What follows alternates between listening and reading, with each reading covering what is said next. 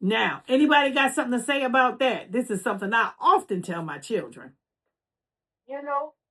This Queen of the South. I always tell my girl, because I got two girls, you got to protect your heart. Yes. You don't love a man more than a man love you. Don't do too much more to a man, because he'll take advantage of you. Oh. And if you pour all that love into that man, and then they break your heart, and they go, you got to protect yourself. You got to guard your heart. Because going back to that level again, and anything we do in a relationship is a level.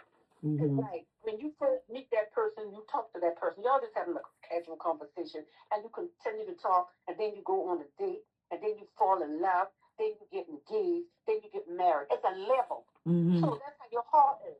It's a level. Don't just go because he's nice looking at everything, and you got to guard your heart. What chapter in the Bible says guard your heart? You got to protect your heart. Yeah. Amen. Amen. And absolutely right. This is what I often tell my children. Guard your heart. Because you know what? That heart will make you do something. Y'all remember that song? It's a thin line between love and hate. That heart will make you love, and that heart will make you hate just that quick. Flip the script. Right. And that person that you was loving so hard, you will hate them so hard. If they hurt your heart. So it's important to guard your heart. Amen. Now let me tell you what the word says about it. In Proverbs chapter 4 and 23, it says, keep thy heart with all diligence. It says, you ought to guard your heart. Amen. Guarding the heart requires wisdom. You got to think with this head up here.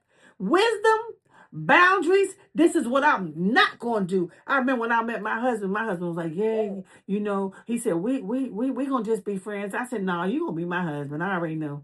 I said, you're going to be my husband. He was like, nah, we just going to be friends. But guess what? When it came time for us to be in love and lovey-dovey and all that down the road, that joke was like, yeah, let's move in together. I was like, oh, no, I don't do that. See, that's a boundary. I ain't doing that. That's a boundary, right? It says keep your boundaries. You got to have wisdom. You got to have boundaries. You got to have prayer, and you need discernment. If you see something that looks or smell like fish, it might just be a fish. If it look like a wolf, it might just be a wolf. You got to always watch as well as pray. You have to always keep your spiritual eyes open.